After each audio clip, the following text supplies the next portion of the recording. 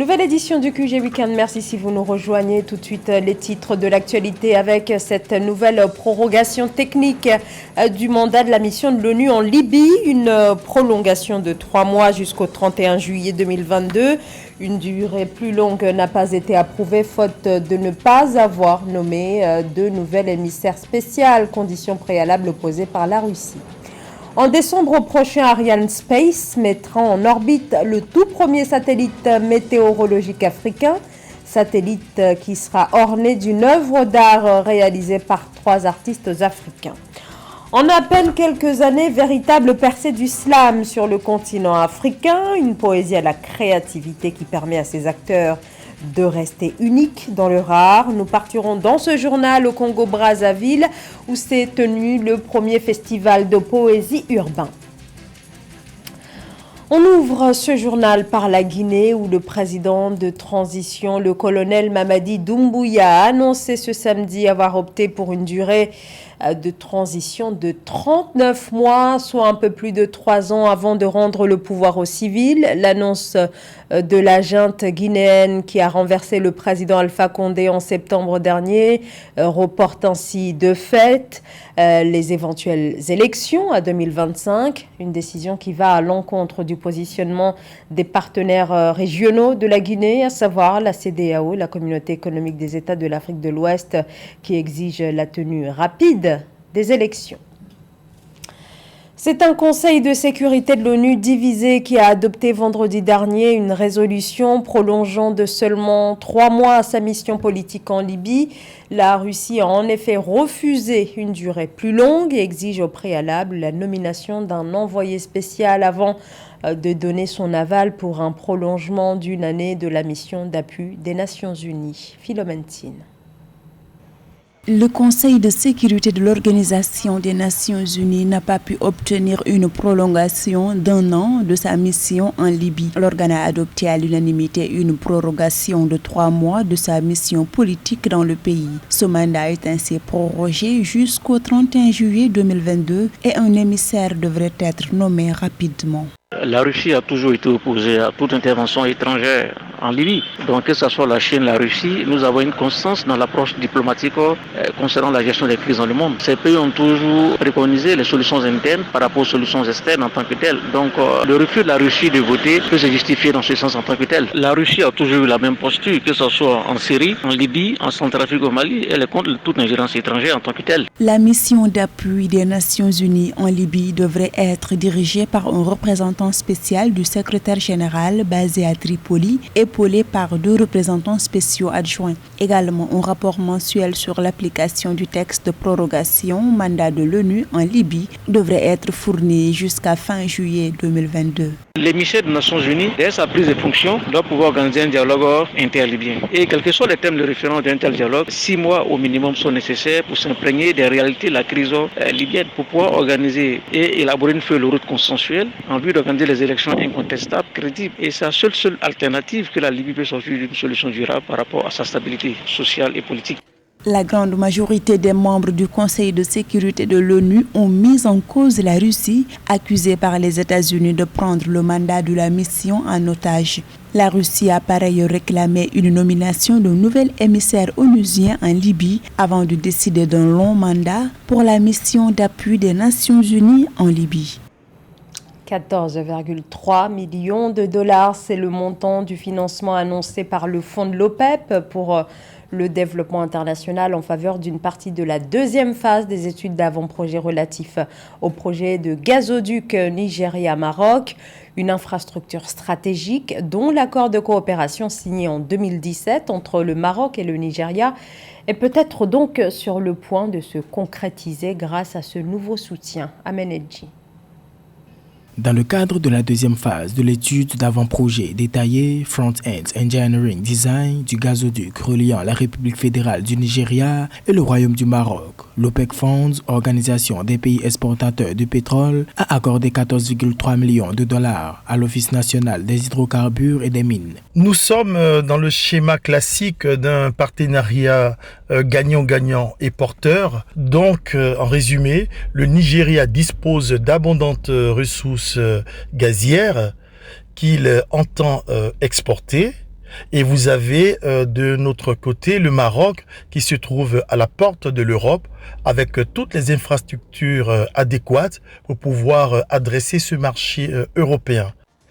Ainsi, le fonds de l'OPEP et la BID deviennent cofinanceurs de cette étude qui vise l'élaboration de la documentation pour l'exécution du projet, ainsi que la finalisation des analyses techniques, financières et juridiques y afférentes. Ce projet Nigeria-Maroc est très important pour l'Afrique parce qu'il faut comprendre que principalement le marché européen était alimenté, enfin est toujours alimenté par l'axe venant de la Russie. Et aujourd'hui, l'axe Nigeria-Maroc apporte une alternative à cette offre. Donc ça, c'est vraiment très important du point de vue géostratégique. Et les perspectives financières et aussi le développement pour l'Afrique vont de soi. Pour rappel, le projet du gazoduc Nigeria-Maroc découle d'un partenariat entre les deux pays, initié et acté par l'accord de coopération signé en mai 2017. Sur 7000 km de long, le futur gazoduc devrait traverser 13 pays d'Afrique de l'Ouest et permettre aux pays de la région d'accélérer leur électrification et promouvoir leur autonomie énergétique.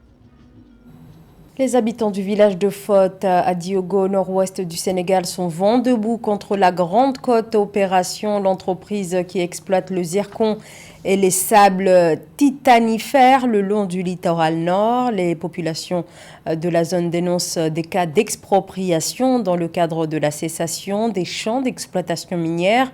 Les revendications des habitants tournent autour de la question des indemnisations.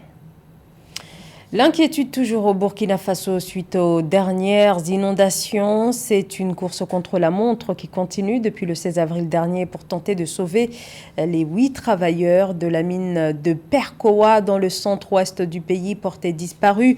Ils sont coincés à 700 mètres de profondeur. Les opérations de sauvetage sont en cours depuis plus de 10 jours maintenant.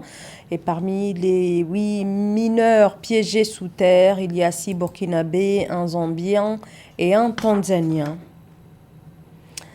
L'Afrique disposera prochainement de son propre satellite météorologique. Le lanceur Ariane 5 prendra en décembre son dernier envol et mettra en orbite le premier satellite exclusivement dédié au continent. Et pour orner cette fusée se trouve la reproduction d'une fresque réalisée par un collectif d'artistes africains, fleurons de l'art contemporain. Joël Ballot. Memory of Today, Memory of the Future est l'œuvre artistique de 3 Africains qui fait partie intégrante du nouveau satellite géostationnaire de suivi environnemental Ariane 5, dont le lancement est prévu en décembre 2022. Issu du projet African Space Art Project porté par l'African Artists for Development, la peinture Memory of Today, Memory of the Future est une invitation à la réflexion sur l'importance du changement climatique et la nécessité d'observer les variations météorologiques en Afrique. Symboliquement, le fait d'envoyer une œuvre d'art dans l'espace sur la coiffe d'Ariane 5, c'est un moyen d'attirer l'attention sur justement cet impact du changement climatique et de ce qu'il faut faire pour essayer de le limiter pour les populations et pour les pays sur le continent. En dévoilant cette œuvre collective, les artistes souhaitent faire le lien entre la Terre et l'espace. Fusion de 3 univers, le fond de cette toile est l'œuvre de Jean-David Cotte, les 3 silhouettes de femmes réalisées avec les soins de Géraldine Tobé et les silhouettes afronautes en lévitation sortent de l'imagination de Michel Ekeba. À travers l'art, ça permet d'aborder aussi la question du réchauffement climatique, mais autrement sur le plan artistique. Parce que moi, par exemple, il y a quelqu'un qui m'avait appris que l'homme et la nature, nous sommes tous liés. Donc, ce que l'homme fait à la terre, il est fait aussi sur l'humain. J'avais vite compris que c'était quand même important pour le projet de penser à faire un travail de sensibilisation pour que la population africaine comprenne l'importance de ces projets et de la responsabilité qui nous concerne tous. Grâce à African Artists for Development, en partenariat avec EUMETSAT, l'organisation européenne pour l'exploitation des satellites météorologiques, cette toile, qui évoque l'Afrique d'aujourd'hui et de demain, répond par l'union et la solidarité autour d'un satellite qui a vocation à alerter sur les risques environnementaux.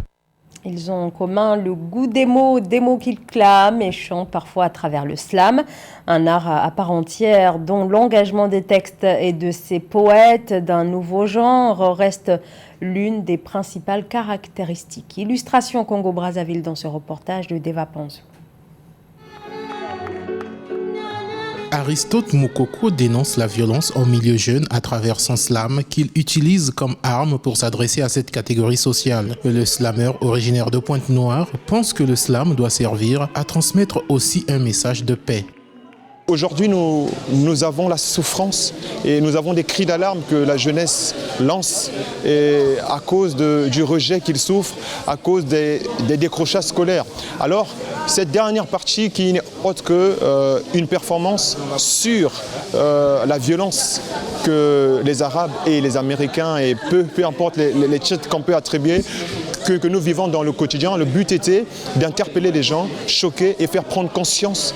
La poésie urbaine en République du Congo enregistre de plus en plus d'adhérents. Afin de valoriser certains talents, l'association Slamouraï a organisé du 28 au 30 avril 2022 le tout premier festival international de poésie dénommé Slamove. Objectif, offrir une plateforme d'expression aux slameurs et slameuses. Animé par ma très chère Nanda et mon cher Microméga. La nécessité était de créer ce festival pour pouvoir fédérer des forces, comme je le dis tantôt, mais aussi de pouvoir permettre aux slameurs d'avoir une plateforme d'expression.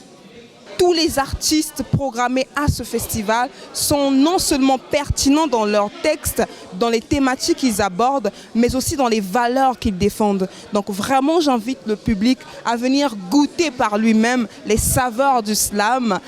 Pendant 3 jours, 14 slameurs se sont exprimés à travers des spectacles de slam, des rencontres et des formations professionnelles. Le festival Slamove est le premier du genre en République du Congo. Toutefois, les organisateurs requièrent le soutien de tous pour la réussite de cet événement. C'est la fin de ce journal. Merci de votre fidélité. L'information continue sur Africa 24.